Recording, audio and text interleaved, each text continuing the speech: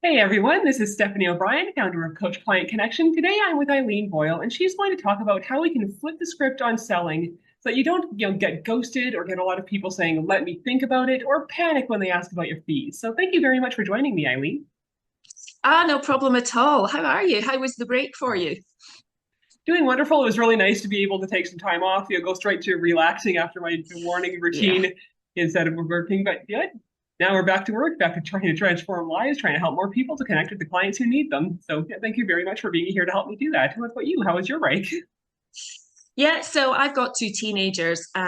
So it's slightly different to when they were little. And I hosted this year, so I had the family over. I've got two sisters, they've each got two kids.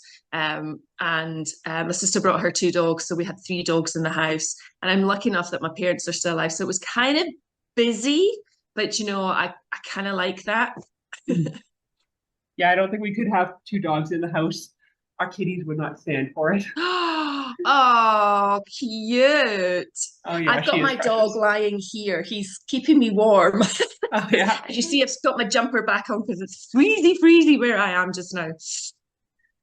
Yeah, I can definitely relate. I'm in Canada. So let's talk about how we can, have people's conversations and sales calls not be freezy freezy. So yeah, you were telling me earlier about how the old ways of selling are dead, how they just don't work anymore. So yeah, I'd love to hear more about that, about what these old ways Sure. are and why they don't work. Yeah. So I think when anybody mentions the word sales, I think everybody has some kind of twitch happen or some kind of shiver goes down their spine, or they immediately kind of subconsciously and physically without realizing they're doing it, take a step back because traditionally sales has been seen as very pushy, very aggressive, very just, it's just almost manipulating and forcing people to do something that they really don't want to do. And that was what it was like when I was working in tech, and I worked on the client side. And I remember watching these guys, and it was typically men. There was a few women, but regardless of whether it was men or women, they were just really, I think the word is just aggressive. And what would happen is they would sell the software, and then myself and the rest of the team would have to try and unpick what they had sold and implement what we actually had. And I just remember over the years going, there has to be a different way. And very soon after that, I actually went out and started my own first business. Doing event management, which was a complete turnaround, a complete change. But I had to get involved in all of the sales. I didn't have a team behind me. And that's where I started to go, do you know what? I'm thinking I'm going to do this differently. And I think that's when I started to bringing that serving, not selling, to the front. And I mean, now with a lot of people that go, oh, yeah, that makes total sense. But back then, that was quite different. Um, because selling can feel really hard. It can feel like you're doing some kind of obstacle course. But if you are serving and if you are helping somebody make a decision, honestly, it becomes so much more easy. So that was the basis for me looking at a new framework of how I could then help other business owners sell their products or services from a serving, guiding, helping make a decision point of view. And everything else kind of falls into place after that. So, you know, another big gap is about feeling that big um, feeling like you've got to make lots of money, but you want to make an impact, but you want to make lots of money, but ooh, you've got to be purposeful, and purposeful doesn't equal. And actually, you know, if you make a lot of money, you can make a bigger impact.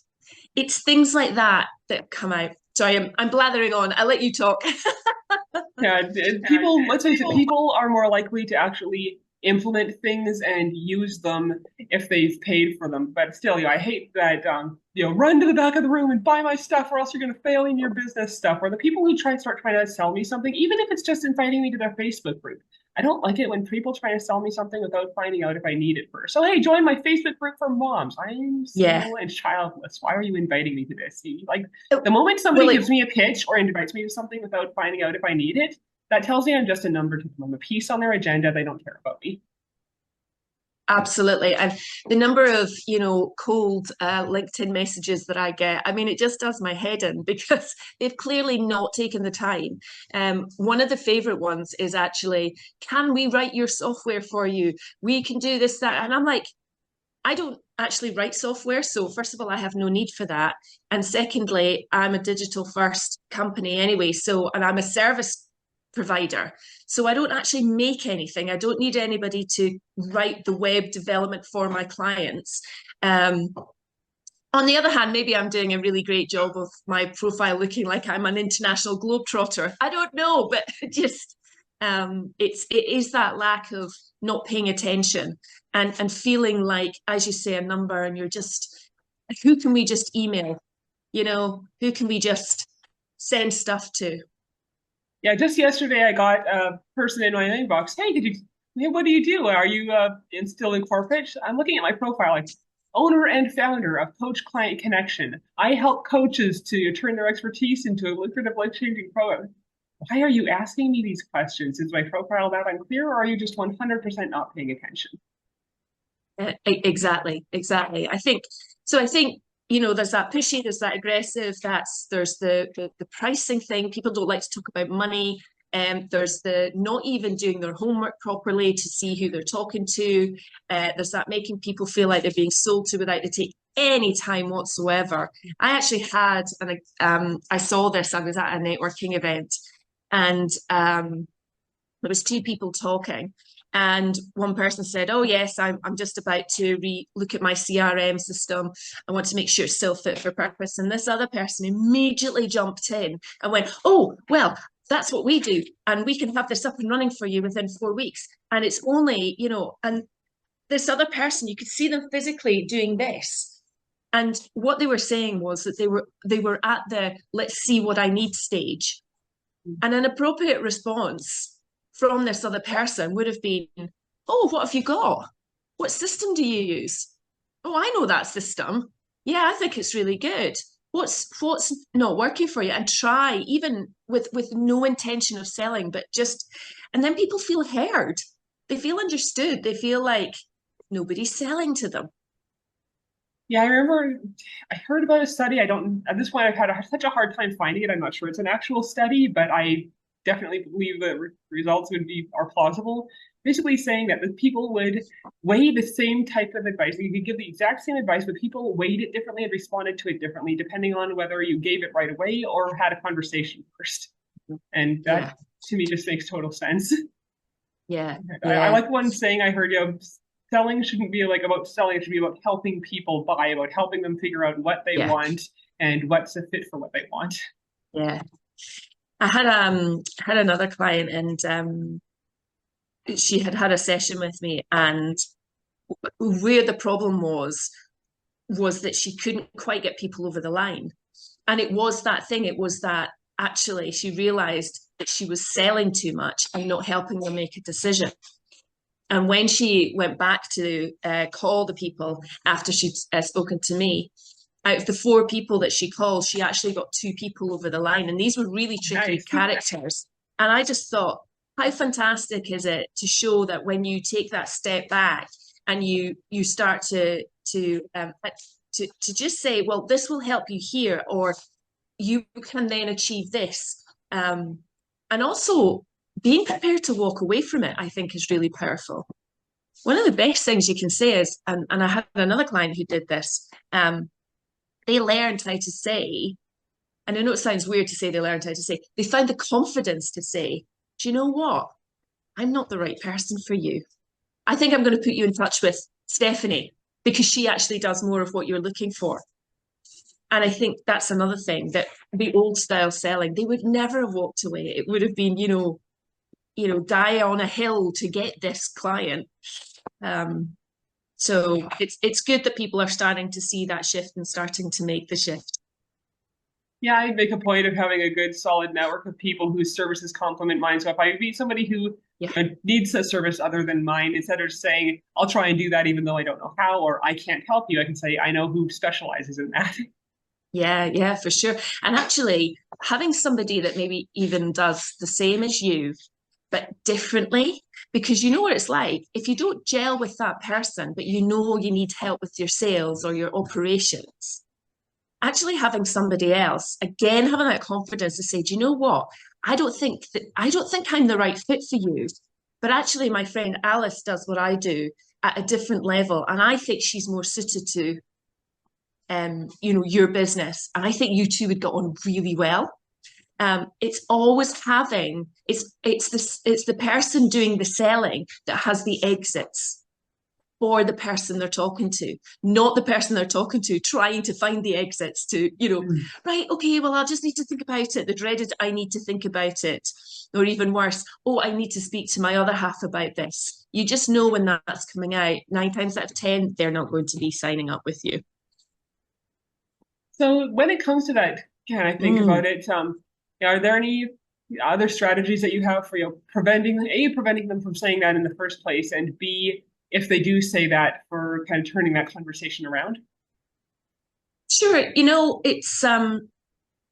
think when you start out, and I mentioned it before, if you can do your homework on a person, because okay, that works when you know that you're going to be meeting them. If you could do your homework on that person, and I mean, check out their LinkedIn profile, check out their business, check out their testimonials, everything, so you can get a feel for who that person is and what they do.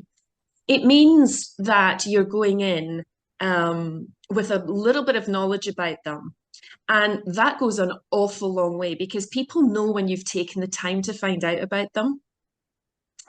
I think the other thing is if you come in with a very curious mind, imagine you're just trying to learn about something, and essentially what you're saying is, oh, tell me more about that, and how did that affect you, and is anybody else in your business affected, and what did that do to your revenue, or what did that do to your client base, or gosh, that sounds quite interesting. Tell me more. That sounds like something that maybe I'm interested in. And what you're doing is you're coming from that point of curiosity. And so it's the classic, and it's such a cliche: 2 ears, one mouth, use them that way. But it's so true, ask questions. And when they come back with an answer, ask another question about it, because then you can peel back the layers. And then you truly get to what the core of the problem is with the person you're talking to. Um, One of the things people jump in a lot, and they think it's a really great thing, is they do, oh yes, me too, and then they tell a story about how they had the exact same thing.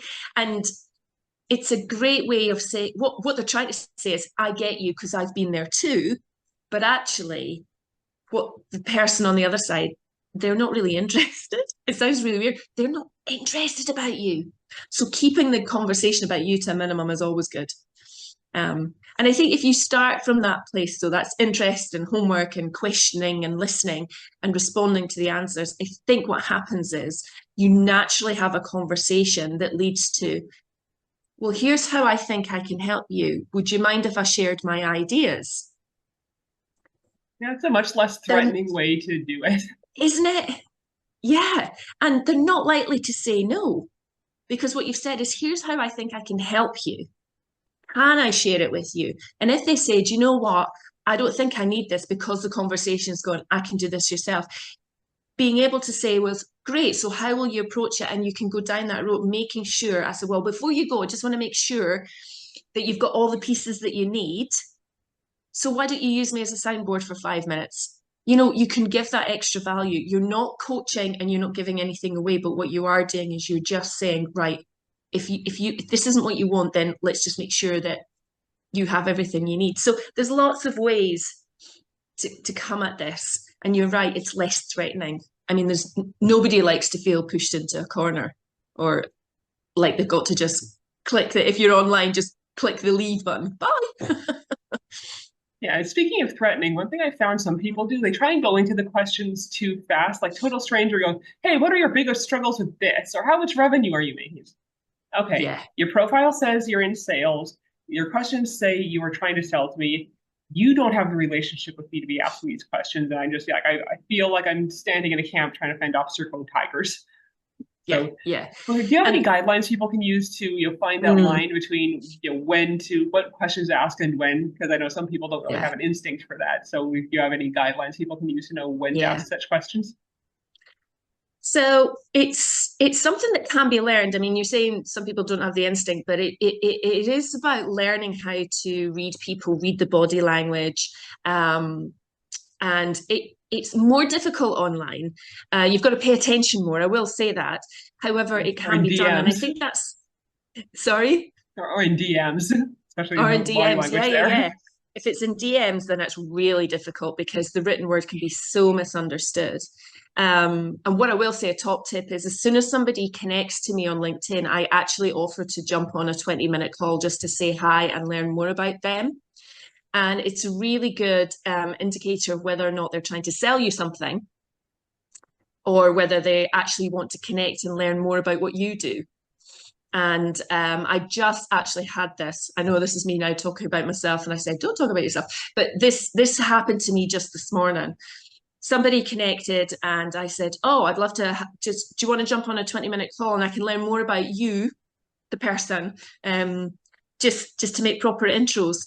And the response I got back was, "I'd love to put you in touch with my colleague.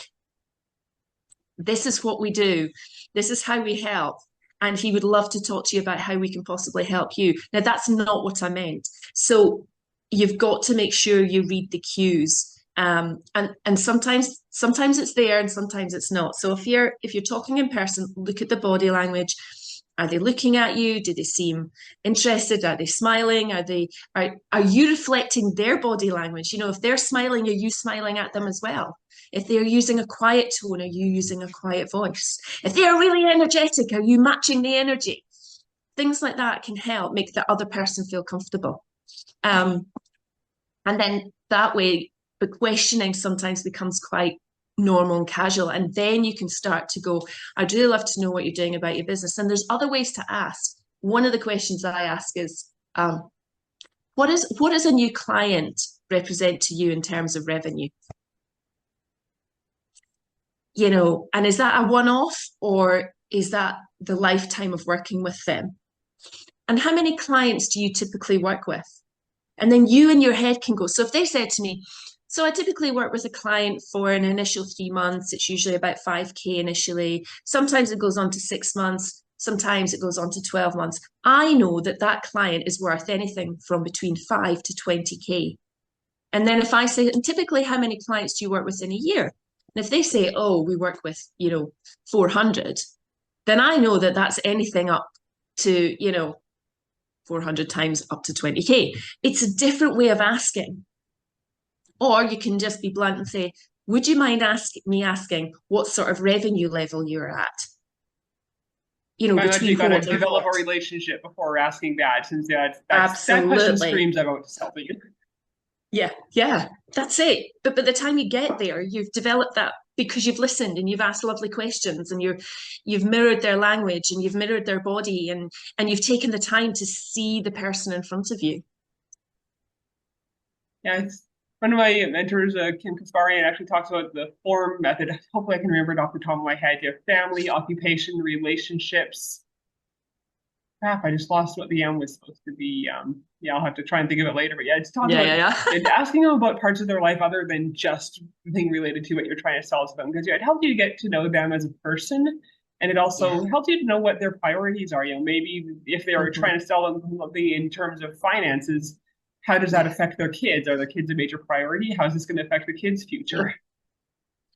That's true. And the other thing is when I'm on a call that is clearly a discovery call, it's not the first time I've spoken to somebody. And I think that's one of the biggest mistakes is you connect, you jump on a call and you go, right.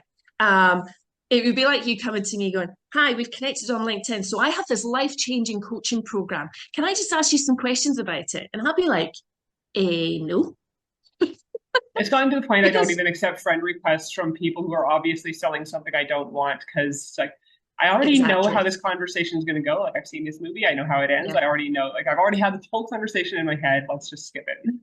Yeah, exactly. So there's things you can do, once you connect with somebody, um, you know, jump on a quick call, yes, but it's an intro call. It's like, hi, I'm Stephanie. Hi, I'm Aileen. How are you? What's going on with you? So, is there just you and your business? Yeah, and how do you balance life? You know, and you have the personal conversation, and and you only take the 20 minutes that you said that you would. And be really respectful of your time. That's us at 20 minutes. But I'd love to talk to you more about X. Or actually, I'm really interested in your coaching program, Stephanie. Could we set up another call? Because at the end, you'll get that. And if nobody says that, you can just say, well, why don't we keep in touch? Do you want me to send you? I've got this document actually. It might help you with your next sales conversation. Can I send it to you? No obligation. It's just I've got this, and a lot of my clients swear by it. Yeah. So then I can say, gift them things so that it's a relationship, as you say. Um, we've seen it online. Watch this short video. Here's a masterclass, and if you want to talk more, it's there. But it's if you want to talk more. It's always giving them the choice rather than going, "Hi, I'm Aileen, and I can totally change your life with my sales." So what do you earn? What do you want to earn? People are going, whoa, whoa, whoa, whoa. Yeah. I was just, nope, nope, back up, back up. Exactly, exactly. Yeah, speaking of gifts and documents, we're almost at the end of our time, so I want to be Sure. respectful of your time. But I remember you saying that you had a special gift for our listeners today, so go ahead and tell us about that. So I've put together lots of cheat sheets, documents, whatever you want to call them, and I've got one that's called it's called Serve, Don't Sell, and it's a framework that's going to help people with those conversations. It's about the actual sales conversation, so it's not just an initial sort of "Hi, how are you?" It is about they've done a little bit of the work, and they're talking about how they can possibly work together. So I need to caveat it with that. And it's just about it's a framework, it's a guide, and it covers 7 points from doing your prep to building the rapport to making sure you're highlighting the value, etc. And it's just a really lovely framework, a really helpful framework, and it's not industry specific. It is conversation specific, if that makes the difference there. So anybody could read this and be able to apply it to their industry. And I would really love to share that with people if they felt that that was going to be helpful for them. And as I just said a few minutes ago, no obligation. It's a gift that I have for them. It is a document that I have already. Lots of my clients use it. Lots of people download it, and it would just be the first step to helping them fine tune that conversation where they're actually having the conversation about people going, "I can help you. Here is how. Would you like to sign up and work with me?" That sounds like it would be really handy, especially if people are nervous about getting onto a call or if the calls keep on stalling at a certain point and they want to break through that pattern and actually start closing the calls instead of spending a ton of time getting people on calls for Yeah. no outcome. Sure, sure. And it's not an actual script. That's what I'm saying. They can actually it's that making sure they cover the areas that that they need to in order to at the end going, I think I can help you. I think this product and service would be really good for you. Can I give you more information? So yeah, no, I'd love to share that with people that are watching. Wonderful. And for those of you who are watching, depending on where you're watching, it's going to be in the YouTube description or the blog post or with the social media post. So yeah, depending on where you're watching, it'll be right there with the written part of it that goes with the video. So how got you covered? It'll be easy for you to find. Great, fantastic. And I'll stick in, I'll just stick in a wee, if they want to talk to me, they can book a call. Again, it's not for me to sell, it's just to say, hi, can you tell me more how we can maybe use this document in what I do? I'm more than happy to jump on a 20-minute call and just explain what the document actually says if they feel that they need some extra help that way. That makes total sense. So thank you very much for this gift and for your time today. No, I've enjoyed it. I love talking about this kind of stuff. So Yeah, I can tell. Yeah. yeah. Thanks again. No, And thanks for having me, Stephanie. It's been really great. you're very welcome. And for everyone watching, please make sure to check out the video description or whatever text goes with this video, depending on where you're watching, to make sure that you grab her gift. So thanks again for joining me, and I hope everyone here has an awesome day.